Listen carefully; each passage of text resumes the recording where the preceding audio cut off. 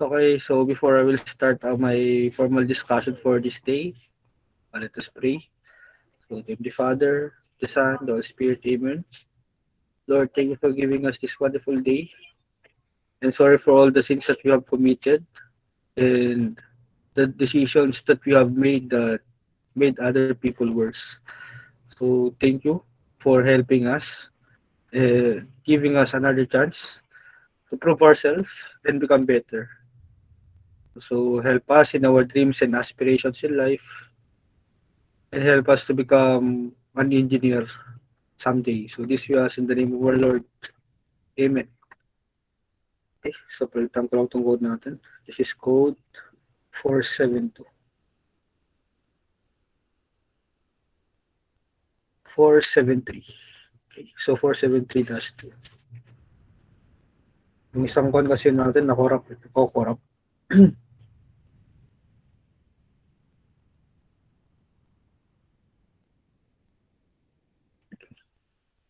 So, since nasabi nyo naglalag yung discussion natin last meeting, totoo nga naglalag siya.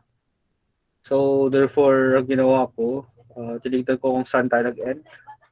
So, ito yung pinalikan nating part, yung electric voltage, electric current, electric potential difference, at electric resistance. So, last meeting, before we ended up, naglag yung pan ko, yung net ko, I am discussing about yung ating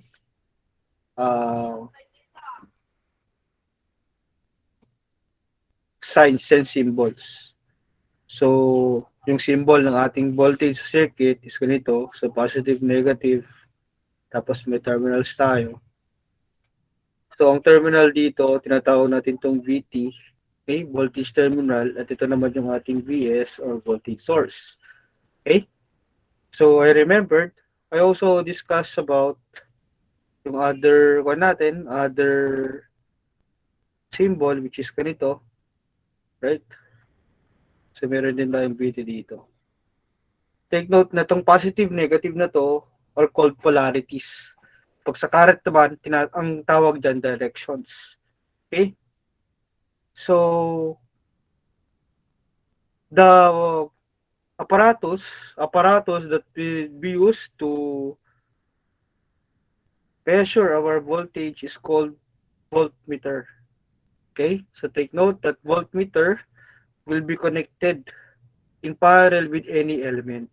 Okay? So, voltmeter measures the voltage. So, pag sinabi kong element, our element has two kinds. Yung tinatawag nating active element, and then yung ating passive element. Pag sinasabi nating active element, these are the elements that give voltage or current to our circuit. So therefore, yung active elements natin will be yung ating current source, and then yung ating voltage source. Okay? So yan.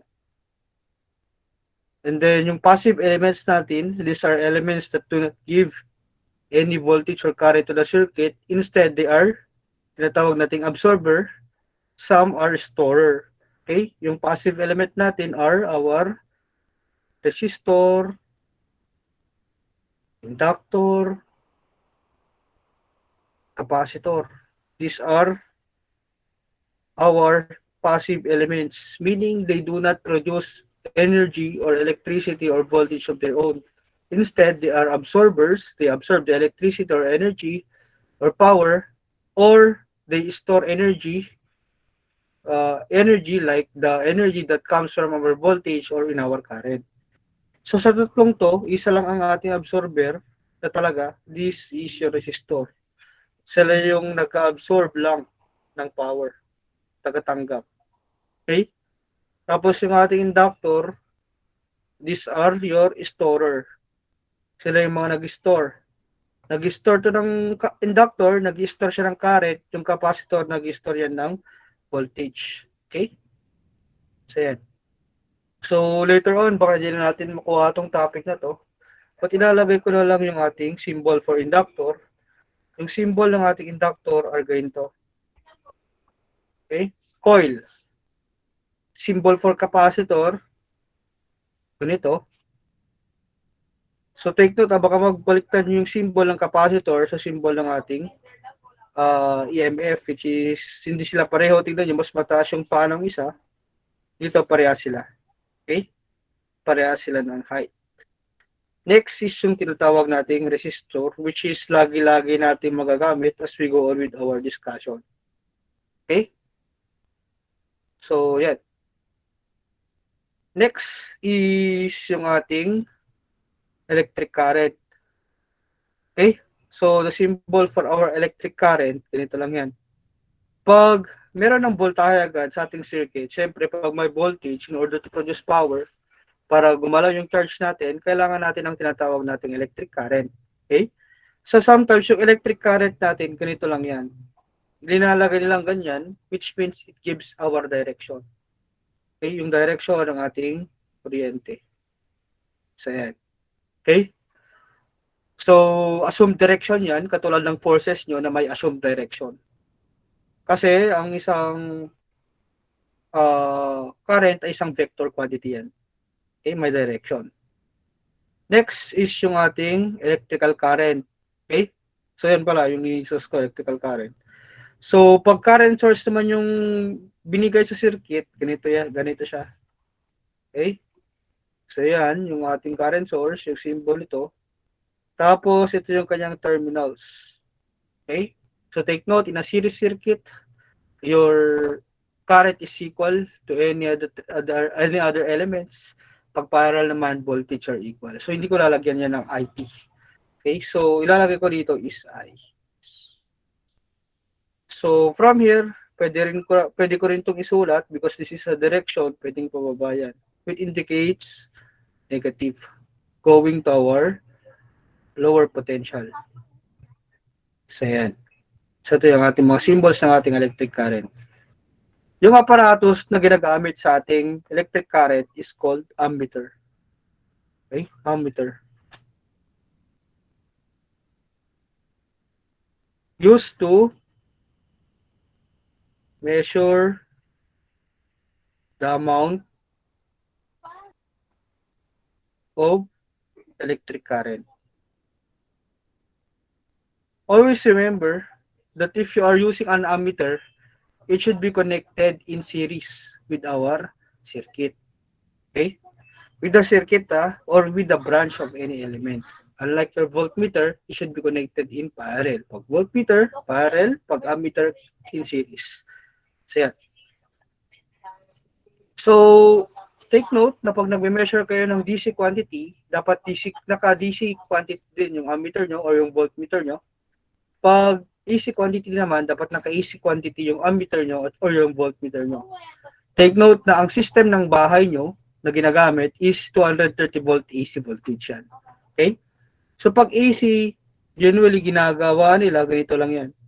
Okay? Voltage or current source. Pero technically, ang AC is nasa voltage source lang. Okay? So ganyan ang symbol ng AC natin. So mapapansin nyo, pag tinitignan nyo, pag malikot yung kamay, tapos tinitignan nyo yung mga appliances nyo, may makikita kayong ganito. 240, tapos may ganyan, tapos AC. 60 Hertz. Okay? So meaning nun, 240 volts or 230 volts AC voltage. Tapos yung cycle niya is 60 Hertz. Meron kasi ang another cycle which is yung tawag nating 50 Hertz. Okay? Pero sa Pilipinas, 60 Hertz yung ginagamit natin. Okay? So, next is yung ating resistor or yung resistance. So take note that resistance is the ability of current of a material to resist the flow of electric current. Okay? So, ang kwan natin, ang symbol natin dito sa circuit, ganito siya. Okay? A zigzag. Okay? So, the aparato, the ginagamit natin para i-measure to is yung tinatawag nating ohmmeter. Okay? Used to measure resistance. Okay? So, paano ba mini-measure ang resistance natin? Di ba ang resistors natin, it may be connected in series or parallel or the combination of both. So, let's say meron tayong resistor 1, meron tayong resistor 2, resistor 3, then meron tayong resistor 4. Okay?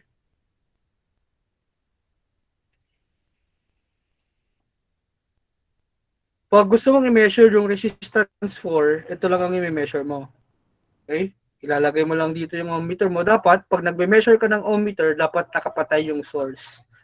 Okay? So, yun yung tandaan nyo. Pag mag-measure kayo ng ohms, ng resistance, ng conductor, dapat nakapatay yung ating sources. So, yan. Okay? This is your R. Pag R4, pag ito lang yung gusto mong i-measure. Pero pag gusto mong i-measure yung buo, dito ka mag-measure. Okay? Ang tawag dyan, yung ating R total. Okay? So, ang papansin later on, meron kang to the terminals. With respect to the terminal, find the value of the resistance with respect to the terminal. Para gano'n, di ba? Share later on yan sa ating mga computations. Okay? So, yan. So, natapos na natin to. We have our charge. Yung charge natin is an electrical property of the atomic particle of which matter consists, so measured in coulombs. So, the charge of an electron is negative 1.602, charge of a proton is positive 1.602. So, take note, pag tinanong kung equal yung charge ng electron at proton, true or false, ang sagot nyo doon, false. Okay, bakit false? Hindi sila equal. Kasi nga, yung direction ng aking electron is nasa negative, tapos yung aking electron is negative, tapos yung proton ko ay positive. Pero pag tinanong, linagay sa tanong is yung magnitude. So therefore, magiging true yung sagot natin. Okay? So as I have said, electrons and the laws of electrons and protons are like yung magnets natin. Like charges repel, different charges attracts. So gano'n lang yan. Okay?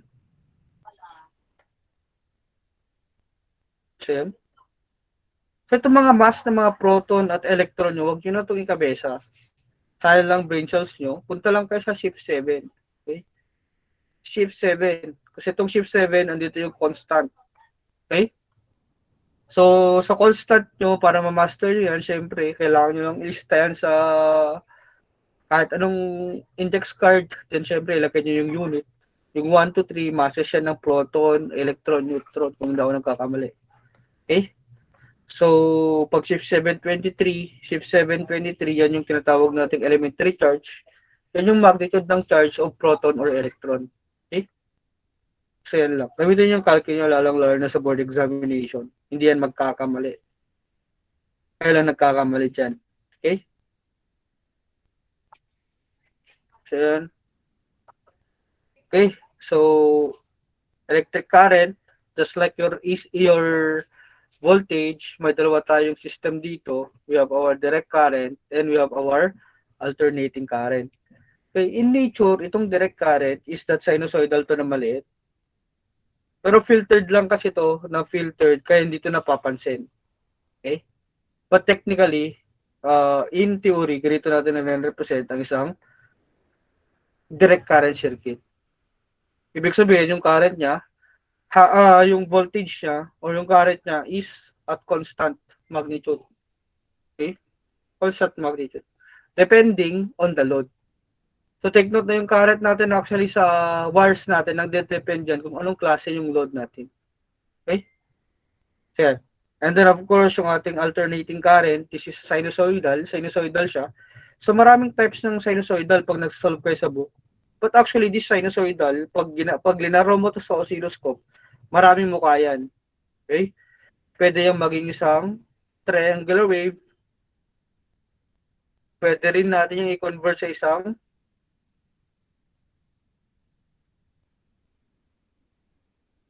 square wave.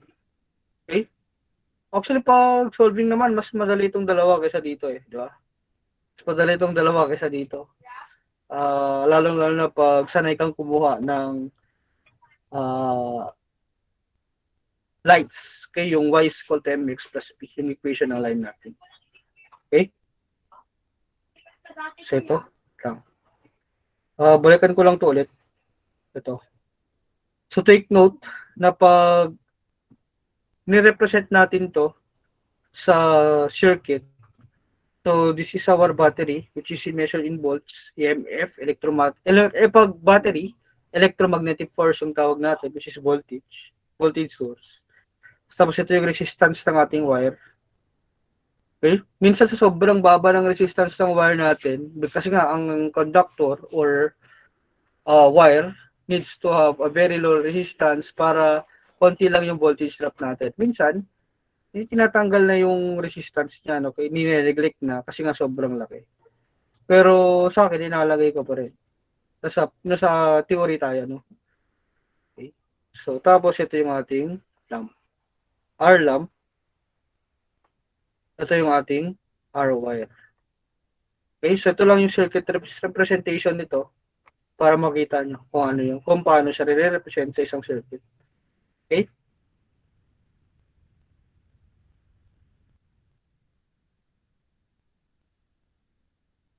Okay. So, saan na tayo? Dito na tayo, no? Set. So, take note that I is equal to the movement of charges. So, pag hindi nag-move yung charge mo, ibig sabihin, walang current na na-produce. So, paano ba na-produce yung current natin? It is because of what you call the movement of our electron o yung energy na kailangan mo per electron, dW over dQ, which is equal to voltage. Okay, so later on, I will discuss or elaborate this more. Okay, so voltage is equal to dW over dQ. Ayan. So, mapapansin nyo, yung battery sa DC system, tapos ito is an AC system. Take note, basta galing sa mga bahay nyo, this AC system yan. Unless gumagamit kayo ng solar power. So, pag solar naman yung, solar cells naman yung gamit nyo, actually ginagawa natin yung AC, from DC to AC. So, pag nagko-convert ka ng tinatawag nating AC to DC, ang kinakailangan mo dito is yung tinatawag nating rectifier circuit. Pag nagko-convert ka naman ng DC to AC, or from AC current to DC current, no? Ito naman, so direct current to alternating current, ang ginagamit natin dito is yung tinatawag nating inverter. Kaya mapapansin nyo, pag bumibili kayo ng solar, may panel na, tapos kailangan nyo pa ng inverter. Kasi nga, halos lahat ng mga gamit natin are not designed for DC system. So that's why, kailangan natin ng inverter in order to transform that DC system into AC system. Okay? So, yan. So, next is the direction of our current. Napakalaga ng direction of our current in circuit calculations. Basically because it would give you the hint on whatever will be wrong sa ginagawa mong calculation. Kumbaga, yung direction, ito yung assumption mo that would lead you to the correct answer. Okay. Actually, ang assumption natin dito is that according to the problem, from this terminal, or let's say from terminal A to terminal B, we have a positive direction, or let's say from left to right. Okay? So, take note that I1 is equal to 4. But also, we may say that it is equal to, if I would have another, let's say circuit 1.1,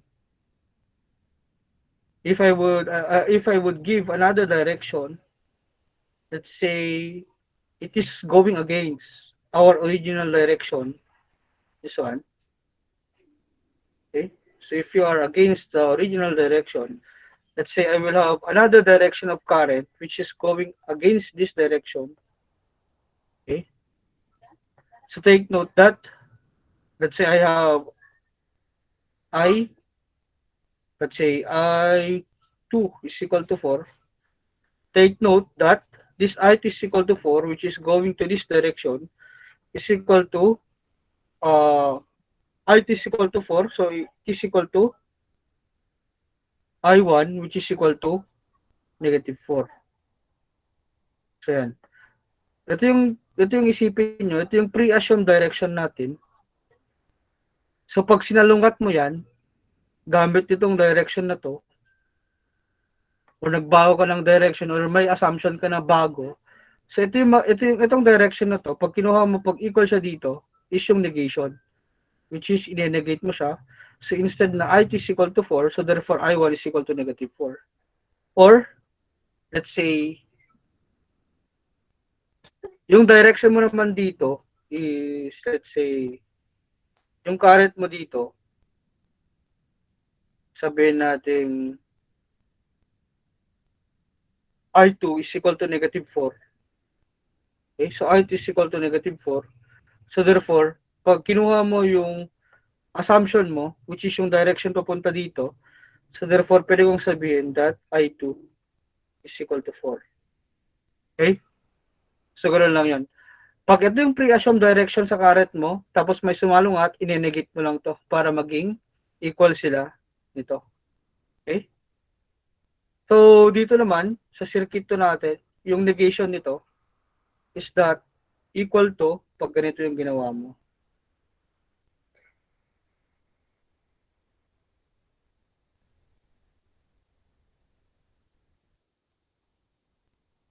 So, take note na since ito yung pre-assumed direction mo, so pag meron akong assumption na papunta dito,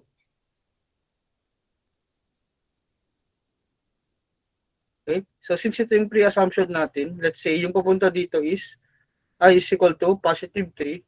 So, therefore, pag kinuha mo yung assumption natin na which is ito, yung sign niya papunta dito, since negate mo, so therefore I may say that this I, let's say I2 original is equal to negative 3. Okay? So, yan lang yung mga kailangan natin tandaan, yung direction at negation ng current. Okay? So, actually, mapag-aaralan naman natin yan as we go on with our topic. Okay?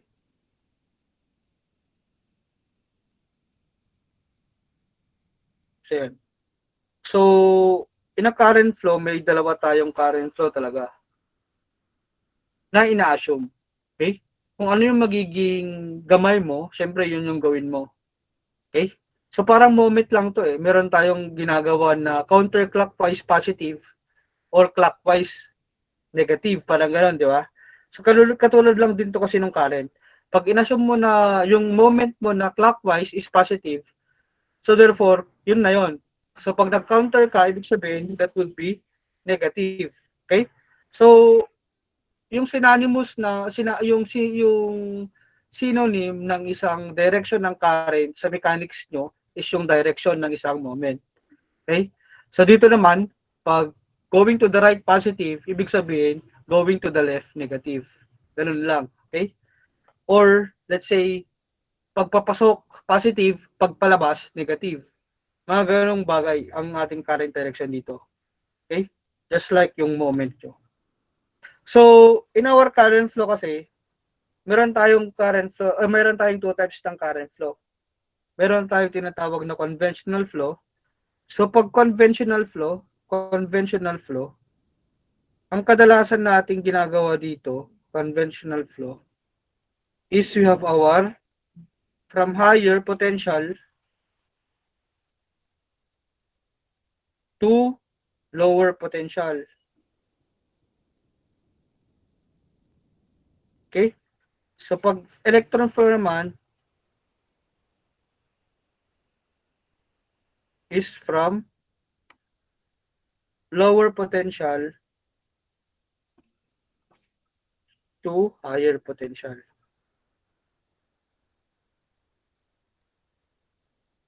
Okay?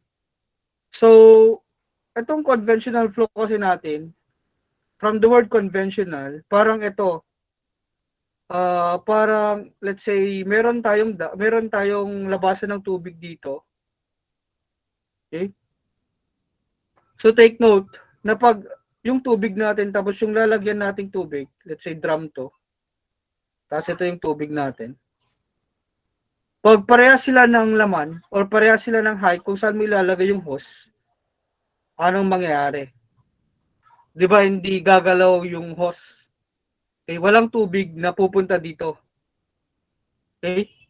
Kasi nga parehas lang sila, lalong-lalo pag parehas sila ng laman. Pag ganito, let's say ganito yung laman ng tubig natin. Okay? How about if from ito yung conventional flow natin, from higher potential, meaning mataas yung laman nito, yung electron, ito yung conventional flow natin. So mas marami yung laman nito kaysa dito. Okay, tapos yung height ng hose is hindi pareho, kundi pababa siya. Okay? So from this, napapansin mo na may papasok at papasok na current dito. Ito yung meaning, ito yung conventional flow natin from positive to negative. Okay? So from positive to negative. So pag tinanong sa inyo, what is the type of flow from positive to negative? Okay? So ang lalagay niyo lang, conventional flow. Okay? Pag electron flow naman, ito yung lower potential to higher potential. So from the word electron. Okay? So bakit naging electron yan? Ang electron kasi, di ba? Ito yung electrostatic force natin, which is yung positive. Ano ba ang ginagawa ng isang positive sa isang negative? Di ba? Ang ginagawa nito, ina-attract ng positive yung negative. Kaya yung electron natin, from negative direction, papunta siya sa ating positive direction. Okay? That is the flow of electron. Pag electron flow we are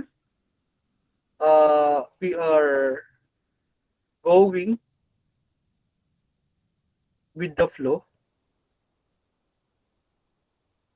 of electron from negative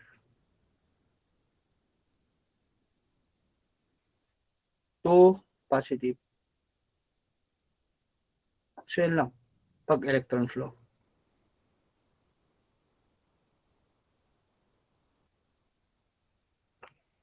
Okay, so yung drift velocity natin. So ang drift velocity, ito yung average velocity lang naman ng electron natin. From the word drift itself, isang conductor kasi, okay, let's say ito yung conductor natin.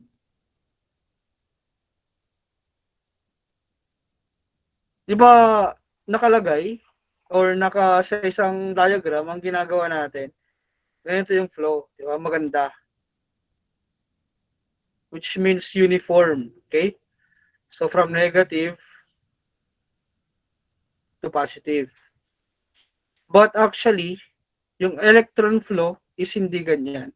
Hindi siya ganyan kalinis. Okay? So, since electron yan, wala yung mga utak, ang ginagawa nila, nagdidrift yung mga yan. Okay? Nagdidrift sila hanggang sa makarating sila sa positive terminal. So, yan. So, that's why marami tayong drift na nangyayari sa isang conductor pag may takbo ng current.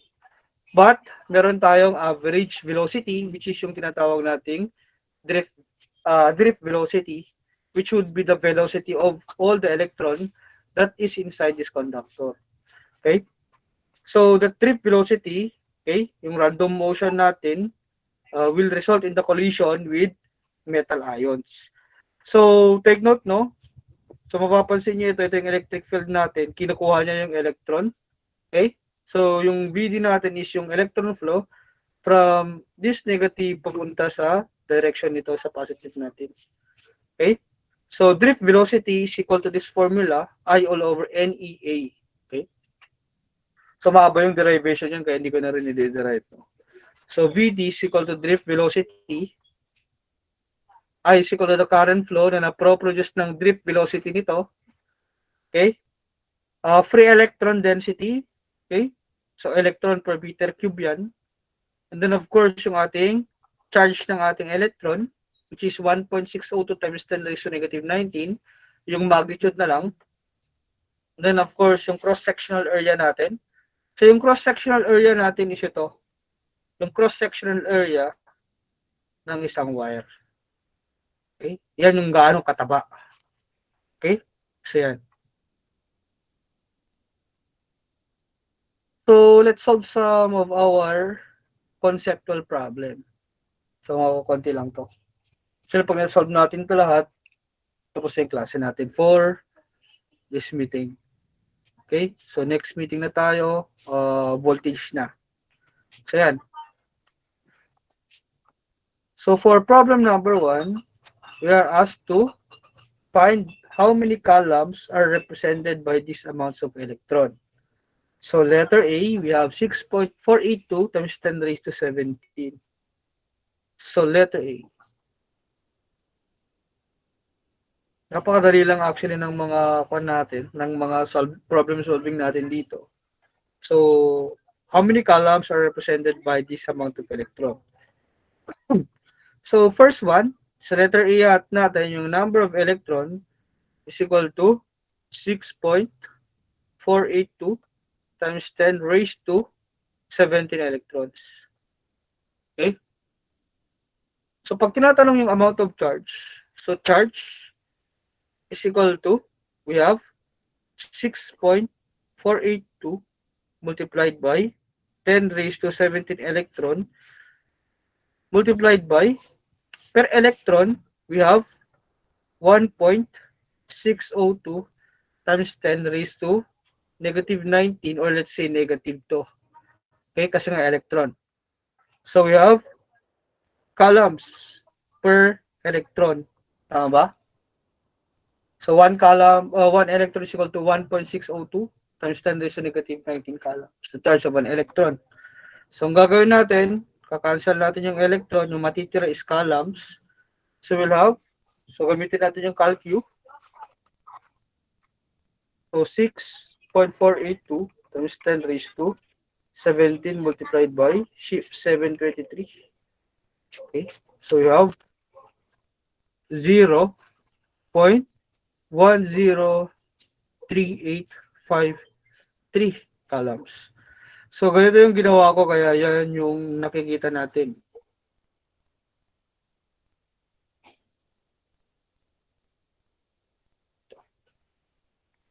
So we have 6.482 multiplied by 10 raised to 17. Okay, so 17 yan, di ba? Okay. So multiplied by shift 7, yung constant natin. Pag gumagamit ka ng 991 ES, shift 723 lang yan. Okay, so shift 7 and then elementary charge ito. So yan. So in engineering terms, it can be equal to 103.85 times 10 raised to negative 3. Okay, so engineer mode. So therefore, it is equal to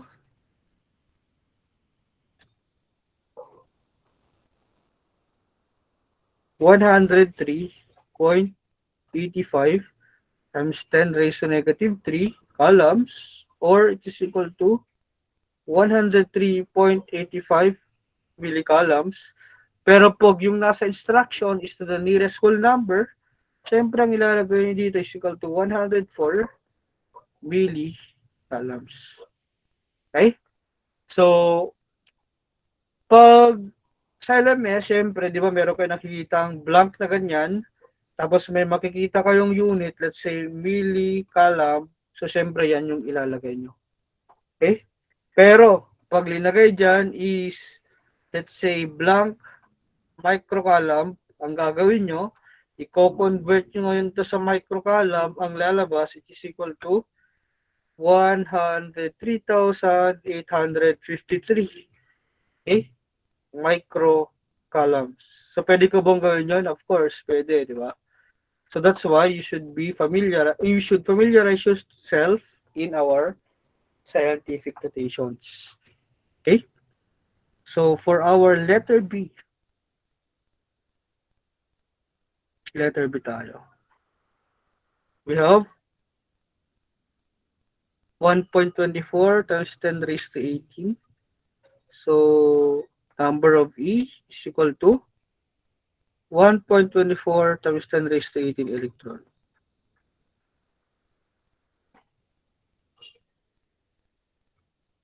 So, ganito kahalaga yung isang unit, guys. So, from this, pwede nyo isolve kung paano, yung gusto nyo isolve based sa unit. Okay, tapos dapat alam nyo yung end unit nito.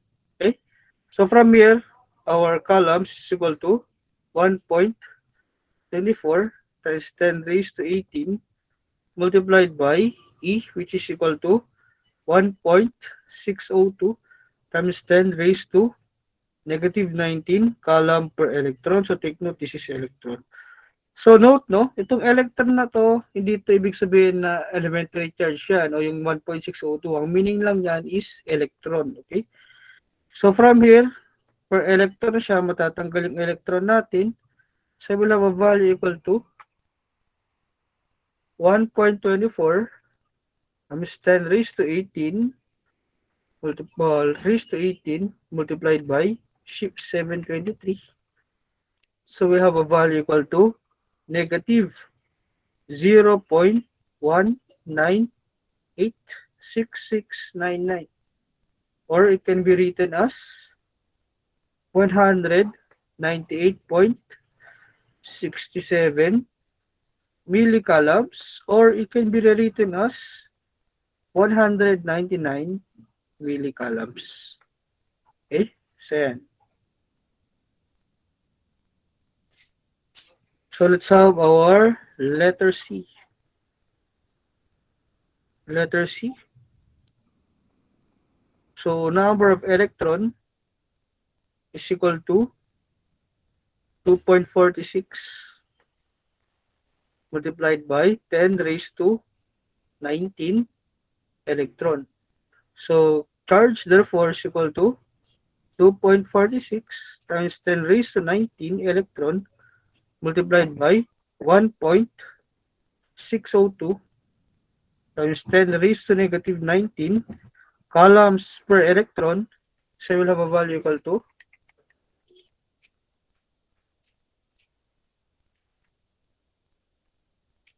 3.94 columns, or it's approximately equal to 4 columns, okay, or is equal to 3,941.35 millicolumns, or approximately equal to 3,941 millicolumns.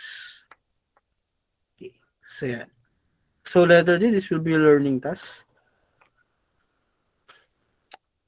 If there will be any question, guys, pwede kayo magtanong, no? Wag lang basta sobrang gabi. Last 9, last 10. Hindi ko na talaga mapapansin yun, guys, kasi nagra-rank din naman ako, no? Hindi lang kayo nung re-rank mode. Ako din. Okay? So, yan.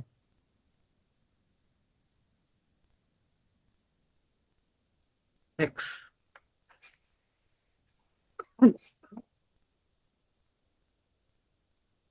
So, if you have any question and clarification later on, tapos pag parang, sir, parang mali yung pag-differentiate mo, ganyan, just feel free to ask me, no?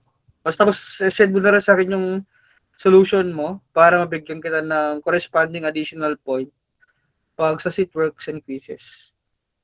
Okay? So, problem number 2, we have determined the current flowing to an element if the charge flow is given by. So, letter A and letter B. Okay. So, paano ba natin isa-solve to? So, ang gagawin lang natin is we would go back to the definition of our current. Wherein, according to our definition of current, that I sub t is equal to the movement of electron, or dq sub t, all over dt with respect to time.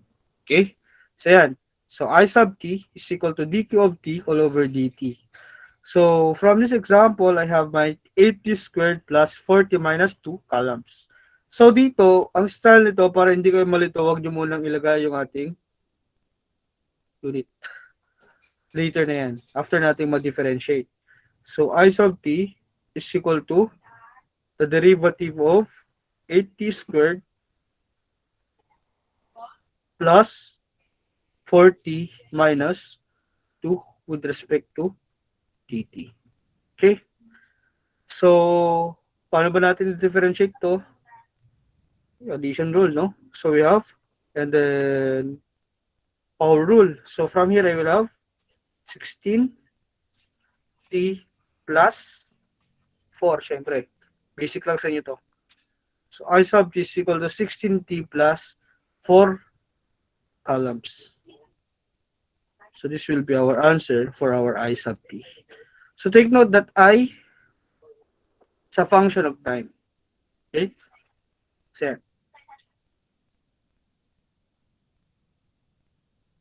next, letter B tayo, no? We have Q sub t. So Q sub t is equal to 20e raised to negative 40 cosine 50t microcolumns. So as I've said, mamaya nyo ilalagay itong microcolumns natin. So I sub t is equal to the derivative of our Q sub t with respect to time. So pag gusto nyo solve wala pa. No? So it is equal to the derivative of my 20 e raised to negative 40 cosine 50t. Of course, with respect to dt. Ayan. So from here, palagyan lang natin ng close and open parenthesis. So pwede kong gamitin yung constant rule. Ilalabas ko muna yung 20. Kaya then magpo-product rule tayo. So you'll have multiplied by e raised to negative 40 multiplied by the derivative of my cosine 50t, of course with respect to time, plus our cosine 50t multiplied by the derivative of my e raised to negative 40, of course, with respect to time. So, yan. So, from that, you will have a value equal to 20 multiplied by e raised to negative 40 multiplied by the derivative of cosine is negative sine 50t multiplied by the derivative of our 50t with respect to time plus cosine 50t multiplied by the derivative of this one is equal to e raised to u du, tama? So e raised to negative 40 multiplied by the derivative of negative 40, of course, with respect to time. So, okay. So from here, we'll have a value equal to 20 multiplied by e raised to negative 40.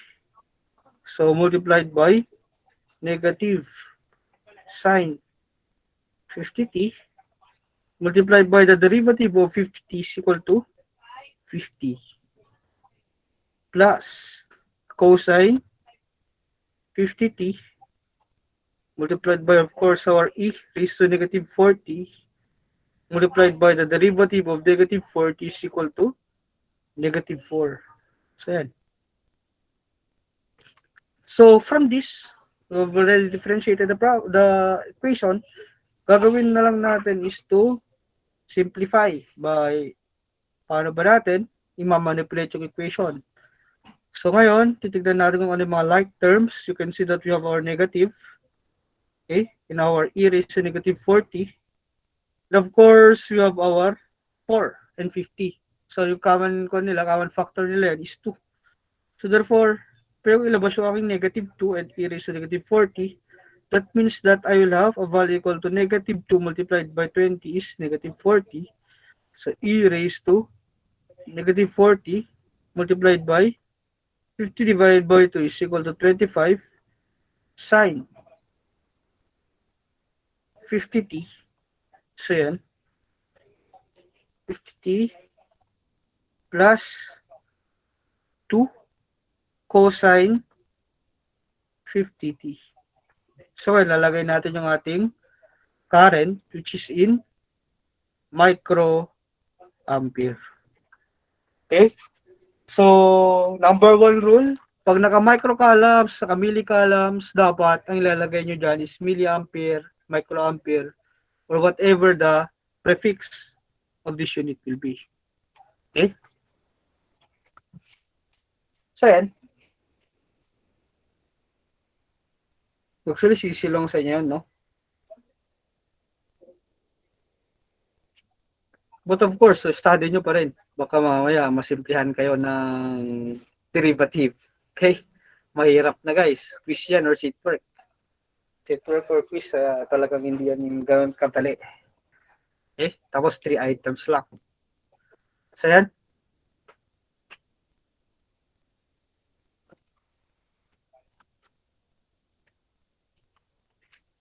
Ay, buti na lang nag-chat si Sir Renz, no? Pag may mga event pala kayo sa foundation day, okay, pag nanalo kayo, lalo na pag nasa ML, Valorant, ganyan, may plus kayo sa akin sa exam. Pero pag ibang category, pag hindi ako coach doon, depende na lang. Okay? So yun. Next. We have our problem number 3. Okay. So find the charge Q of t flowing through a device if the current is I sub t is equal to 2t plus 5 milliampere. So yan. 2t plus 5 milliampere. Para ba natin solve to? So from the definition of our current, I sub t is equal to dq of t over dt. Okay? So the charge flowing through a device, charge ang hinahanap. Okay? So charge ang hinahanap, and of course, take note, no? This is a definite integral na. Bakit siya naging definite? Kasi may initial limit na tayo. Okay? Yung initial limit natin dito is q sub 0 is equal to 0. So, tignan nyo yung parallelism nila. Take note that this is at q sub t. So therefore, para maging q sub 0 to, let's say t must be equal to 0. So therefore, at t is equal to 0, we may say that it is equal to 0. So q sub 0, which is equal to 0. Meaning yan, yung ti mo, or initial time mo, is equal to 0, or nag-start siya at 0 seconds with a charge of equal to 0 coulombs. Ayan. So I sub t is equal to dq of t multiplied by over dt. So from here, I will have a value equal to I of t multiplied by cross multiplication dt is equal to dq of t. Simple lang, no? So since I sub t is a function of time, so wala tayong problema dyan. So yung I sub t natin is equal to 2t plus 5. So we have 2t plus 5 multiplied by, of course, by our dt is equal to dq of t. So pag kinuha natin yung integral ng both sides, so of course, definite integral from ti, which is equal to 0 to t, and then ito naman, tf, which is equal to t, and then yung ating qi is equal to 0 or qo, and then yung qf natin, let's say, q of t. Okay?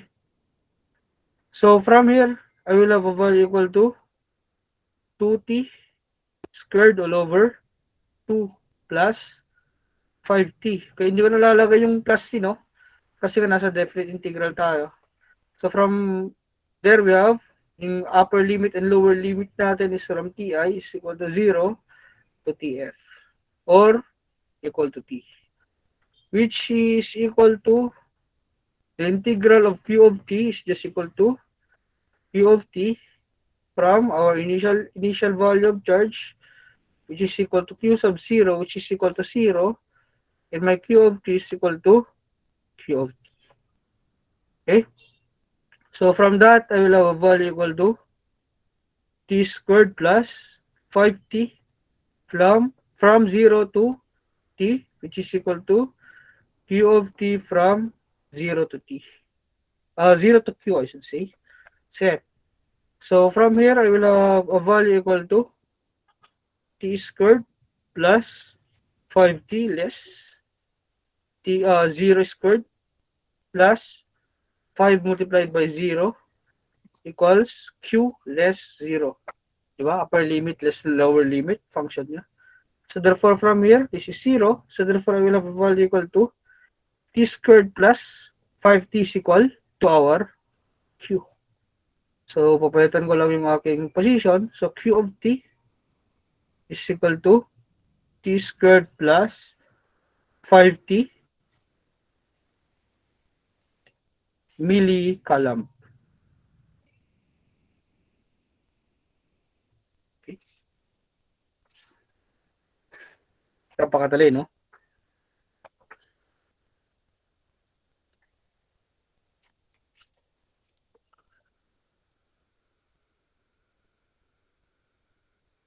Meron bang DE sa circuits? Siyempre meron. Diba? Meron tayong tinatawag na second order.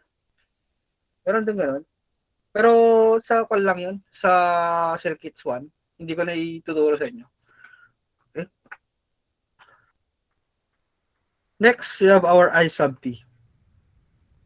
So, how will we do it? We have 20 cosine 20t plus pi over 6 microampere ang kadali, no? Ng example natin. So, kinuha ko kasi ito sa mismong book na ginagamit namin. Okay?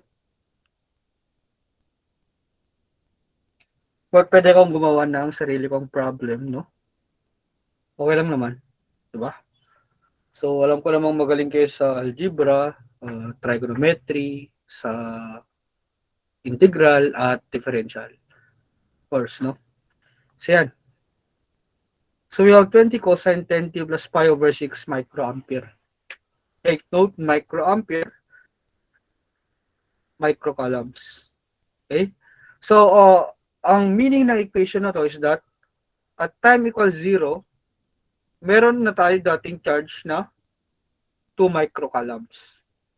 Okay? So, let's integrate this one. We have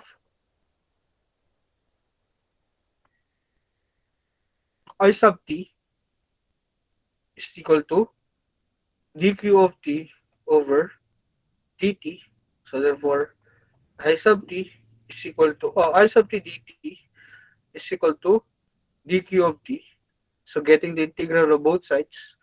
So, I will have a value equal to 20 cosine 10t plus pi over 6 dt equals the integral of my dq of t. Okay? From t sub 0 to t. And then of course, hindi ko na nalalagay yung limit, no? We have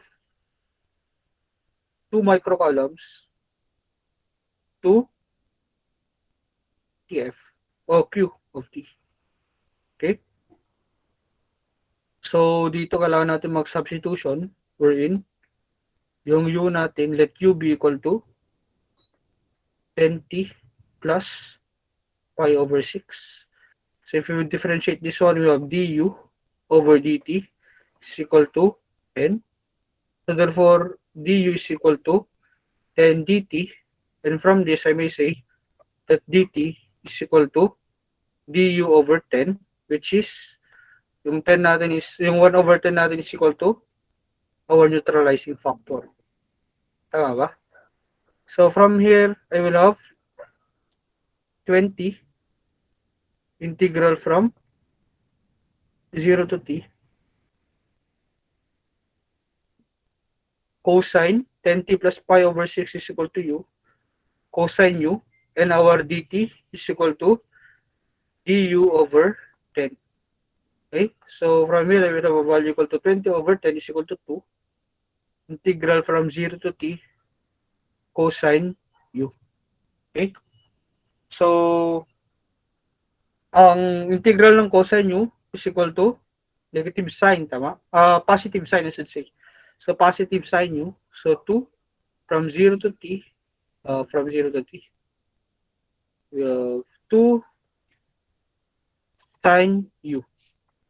Okay? So, from 0 to t. So, which is equal to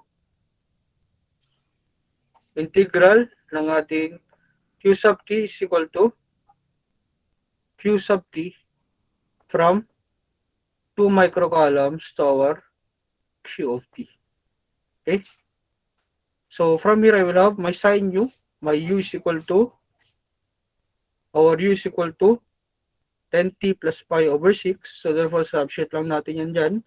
So, 2 sine multiplied by 10t plus pi over 6 from 0 to t, which is equal to q of t from 2 microcolumns to q of t.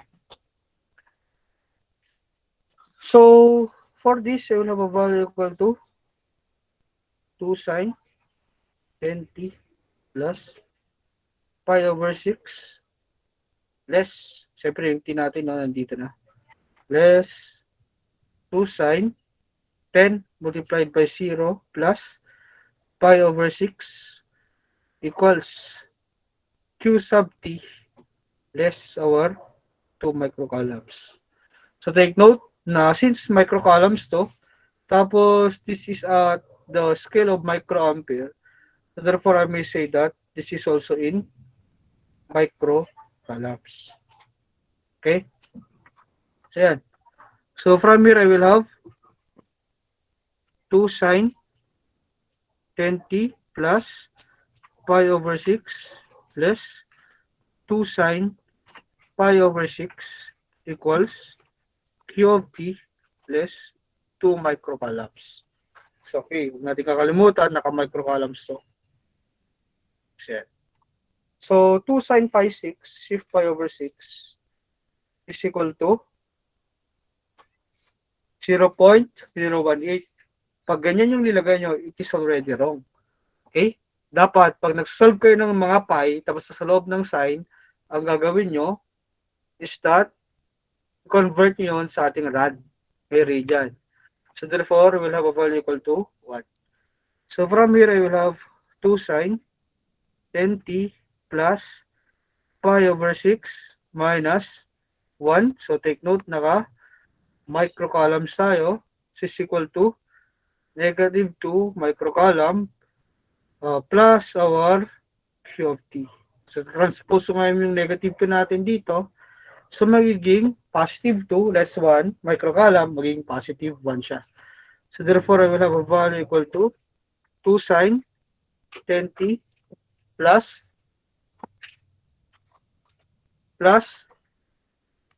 pi over 6 plus 1 microcolumns.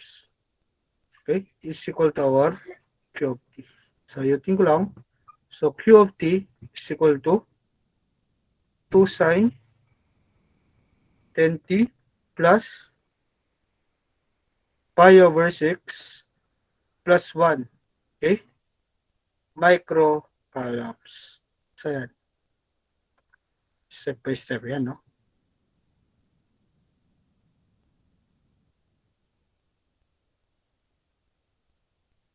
Okay? Mag-IBP sana tayo kanina pero yung example na pang IBP medyo matagal. Okay, so yan na muna. Integration by parts. So that's our problem number 3. So let's have another problem. Okay, so recap ko lang yung mga solutions natin. So first problem natin, ang ginawa natin is that nag-multiply lang tayo ng charge ng electron, which is equal to negative 1.602 times 10 raised to negative 19 coulombs per electron per item. Okay? So yan. Next is yung sa problem number 2, we use the concept of our I sub t is equal to dq over dt. So from that, nag-differentiate lang tayo. Okay? So take note, pakicheck na rin kung paano ko dinifferentiate yan. Baka nagkamali ako. So therefore, okay lang naman pag sabihin nyo sa akin pag may mali. Okay? So basta yung concept lang is that yung I is equal to dq over dt. Pag Q naman yung kukunin mo, tapos yung given yung charge, ito yung gagawin natin. Mag-integrate tayo. Okay? So take note that since this is a mathematical concept, you can use any strategy that you have learned in basic mathematics. Okay, like yung calculus, yan, mga integral, mga differential nyo. Huwag ko na sasabihin ng physics kasi wala talaga kayo na pag-aralan doon. Pasensya na kayo guys. Okay? So yan. So we have our problem number 4. Okay. So ito yung mga normal na problem na lumalabas sa mga board exams. Okay? Kasi nga, pag board examination, 100 items, meaning madadali lahat. Okay? Nasa sa'yo lang pag kaya magsagutan ng tama.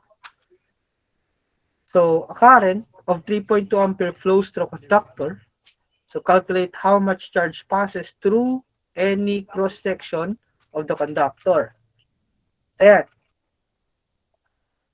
So, from here, yung sinasabi natin na conductor, let's say ito yan.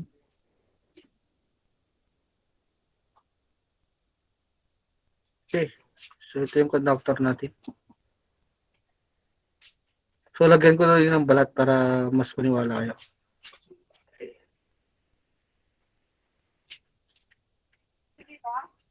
Ito yung insulator niya.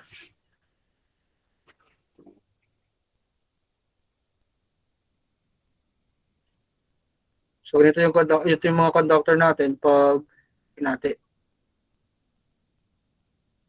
Okay?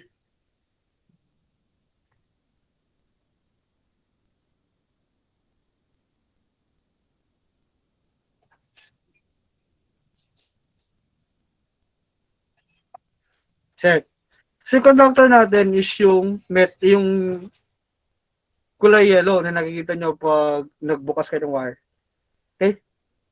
So, yung conductor natin, pwedeng maging copper yan, mga aluminum, mga gold, mga silver, but probably copper conductors yung mga nakikita natin sa mga THN wires natin. Okay? So, according to the problem, yung pumapasok doon ng current dito, so take note na yung current natin is papasok sa ating cross-sectional area. Okay? So, yun yung current natin. So, that's why, pag nagko-compute tayo ng electric circuit, yung mga tinitignan natin is yung direction ng current. Diba? Parang direction lang din ng force yan or moment.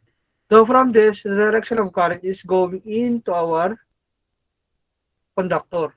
Or according to the problem, the current has a magnitude equal to I is equal to 3.2 ampere. So ngayon, sabi niya, itong buong conductor daw na to is that nalampasan ng current at an interval of 20 seconds. So 20 seconds, nakalampas na yung ating current. Okay? At the time of 20 seconds. Yung tinatanong how much charge. So, paano mga ba to? You all know that I is equal to dq over dt. But also take note that the magnitude of I is equal to the magnitude of our charge over the magnitude of our time, which can be equal to, since I is equal to 3.2 ampere, so 3.2 ampere, tapos yung Q yung tinatanong natin, then of course yung time natin is nandito, which is equal to 20 seconds. So therefore, I may say that we have 3.2 ampere is equal to a charge per 20 seconds. So ampere is coulombs per second. So mag-multiply tayo ng cross multiplication, which is equal to 20 seconds, is equal to the magnitude of our charge.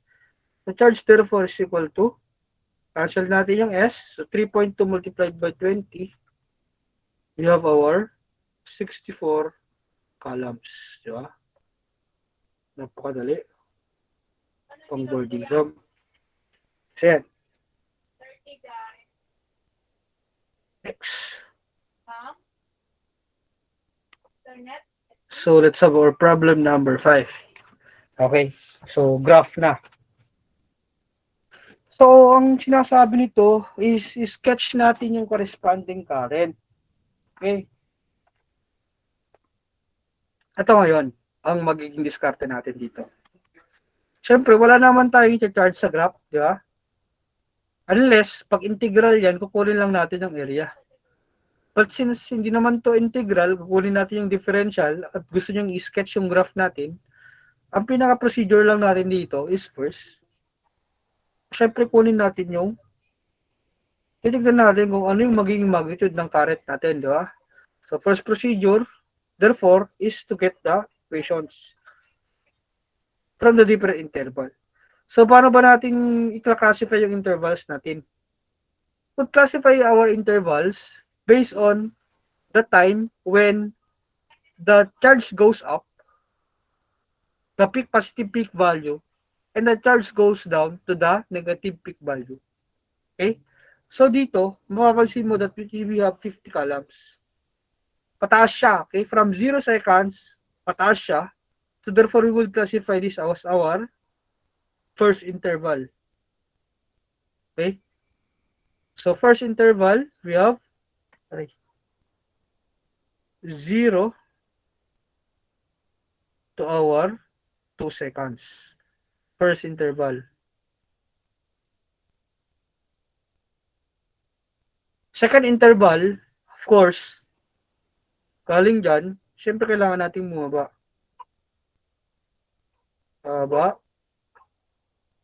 Which is dito. Okay? Second interval. From 2 seconds to our 6 seconds, that would be our second interval.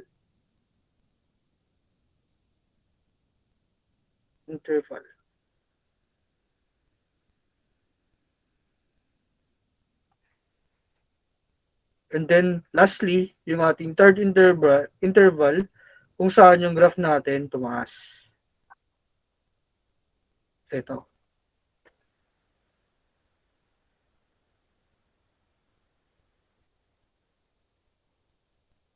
Third interval natin, we have from 6 to 8 seconds.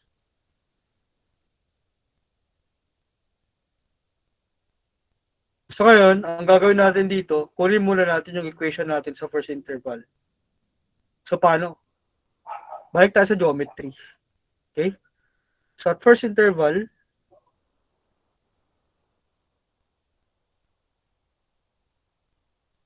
we have y less y sub 1 is equal to y sub 2 less y sub 1 all over x sub 2 less x sub 1, ito yung slope natin, multiplied by x less x sub 1. Okay? So take note that at y, we have our q, di ba? We have our q. So q of t less q less y sub 1, which is, oh, wait lang. Nahulog yung ballpen ko. Sorry. So q sub t less q sub 1. So q sub 1 is equal to, so huwag ko na munang ilagay yan para hindi tayo malito later on. So ito muna tayo. So take note that y is equal to q and then x is equal to t. So yan lang muna yung isipin natin dito. So yung y sub 1 natin dito will be, nandito tayo. 0, 0, we have x1, y1. So from here, I will have y minus 0 is equal to my y sub 2.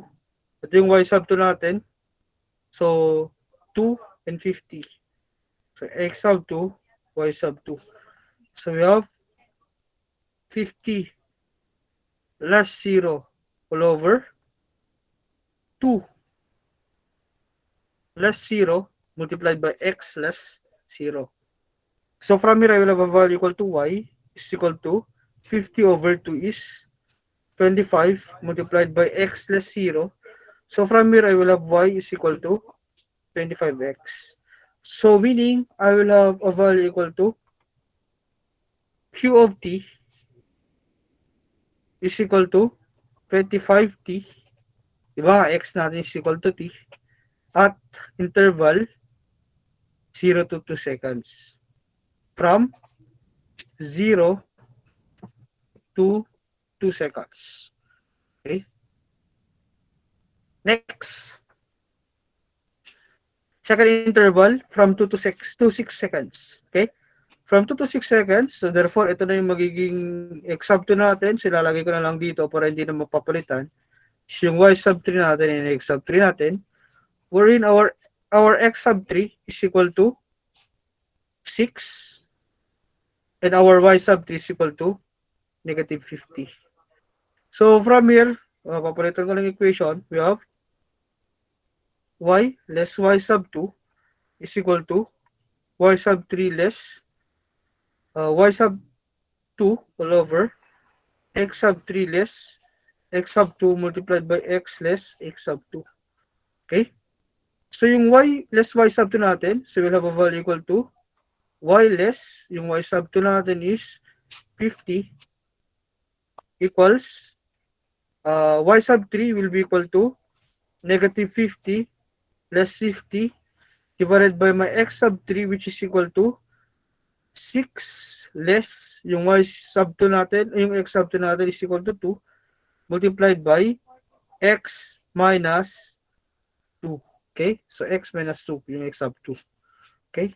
So from here, I will have a value equal to y less 50 equals negative 100 all over 6 minus 2 is positive 4 multiplied by x less 2. Okay? Ayan. So, x less 2. Pakicheck na lang po may mali, no? So, x less 50. So, yan. So, from here, I will have a value equal to y less 50 is equal to negative 25 multiplied by x less 2. 25, negative 25 multiplied by x less 2. So, from here, I will have y less 50 is equal to negative 25x less negative 25 multiplied by negative 2 will be equal to positive 50. Okay? So, magiging positive 50 tayo. So, next, of course, is ang gagawin natin, transpose natin, y is equal to negative 25x plus 50 plus 50, or we'll have a value equal to y equals negative 25x plus 100. Okay? So, yan. This would be our interval from 2 to 6 seconds. So, t 2 seconds.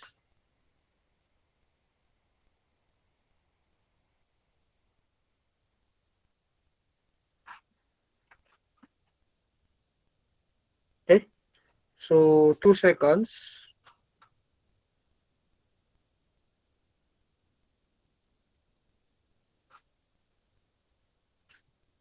To our 6 seconds. Okay? So we have y is equal to q of t, and we have 25t plus 100. Okay? So next,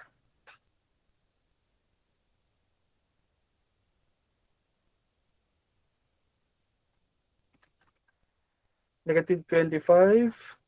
So next, we have our next interval. Ito, from 6 to 8 seconds naman tayo. Paano yung gagawin natin dito? We have a third interval.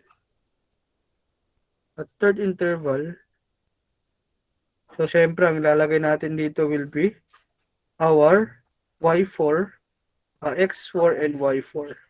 Wherein, yung x4 natin is equal to 8, and yung y4 natin is equal to 0. Okay? So, from here, I will have y less y sub 3 is equal to y sub 4 less y sub 3 all over x sub 4 less x sub 3 multiplied by x less x sub 3. Okay? Or yung y sub 3 natin will be y less y sub 3 is 0 equals y sub 4 equals 0 less y sub 3 is equal to negative 50 all over x sub 4 is 8 less 6 multiplied by x less 6. Okay? So we'll have a value equal to y equals positive 50 all over 2 multiplied by x less 6. So from here, I will have a value equal to 25x. So 50 multiplied by 6 over 2, we have 25x plus less 150. Right? So 50 multiplied by 6 over 2. So 25x less 150. Okay? Oh, ito. Itong y sub 3 natin. This should be at negative 15 is 0. Okay, so y less 50. So yan, so transpose natin yung 50 punta dito. So we'll have a value equal to 25x less 100. Okay, so this will be our y, which is of course our q of t. Q of t is equal to 25t less 100. Okay?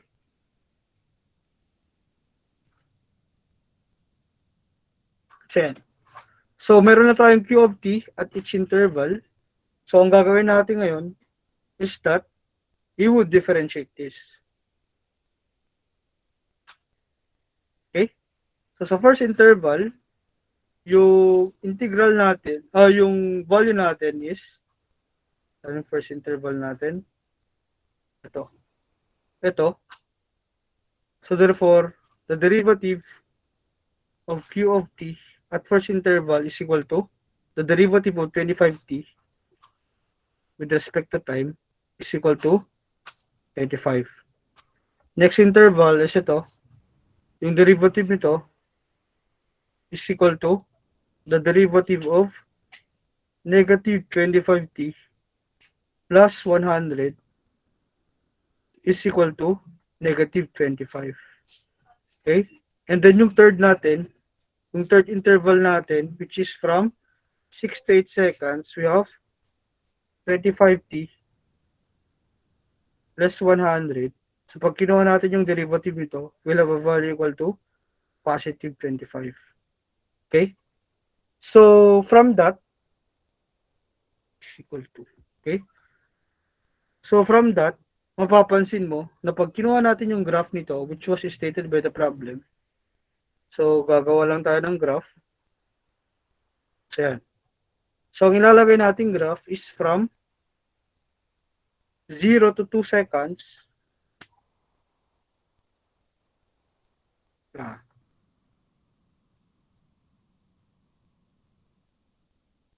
From 0 to 2 seconds, we have our 25.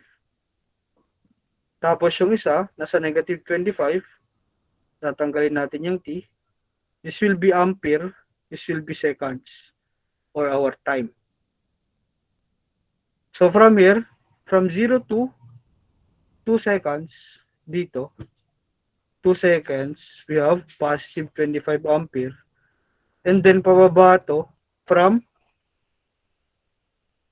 2 to 6 seconds, dito, so dito tayo. And then lastly, from 6 to 8 seconds, ito tayo. Sa pataas hanggang dito. Pababa hanggang sa mag-negate na siya at 8 seconds. Okay? So ito yung magiging graph natin for our current. Okay? So, explain ko lang ulit. Ang una kong ginawa, kinuha natin yung first, second interval natin, and then gumamit tayo ng 2-point form para makuha yung ating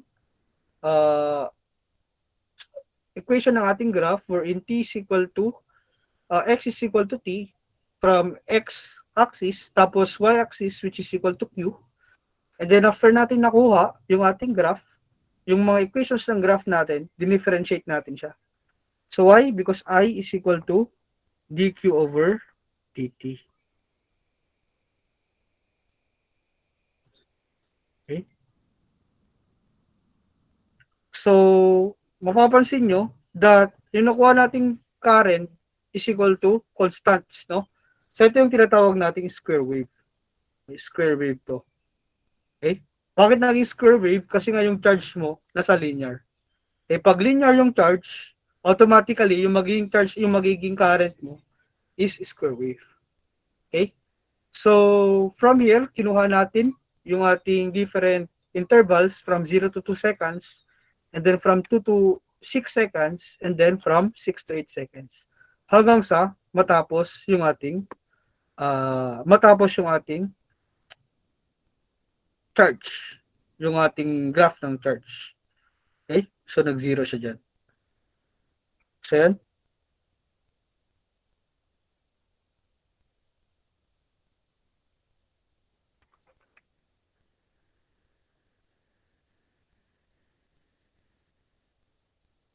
Okay, so check ko lang yung mabuti yung mga graph ng charges natin. No? So, ito, we have 50 over 2. So, x plus 6, negative 50 over 8 plus 6. So, 50 over 2, 25x less 150. So, yan. So, y is equal to negative 3. Dapat negative to eh. Negative less negative. So, magiging positive to. So, dapat this will be at negative 150, no? So, 25 less 25 less 50, dapat this will be at 200. Okay? This will be at 200. Next, check ko lang ulit itong isa kasi hindi ko na-check kanina. So, at 6 seconds, 25 multiplied by 6. So, yan, multiplied by negative 25 multiplied by 6 is nasa 25 multiplied by 6 nasa negative 150 plus 100. So, negative 50. Okay, tama to. Tama. Plus. So, at 2 seconds, so, okay. So, okay. So, yan, ito na yung sagot. Okay. So, hindi natin ibahin to. Ang ibahin ko lang to constant. Pero pag dinifferentiate mo yan, 0 pa rin naman.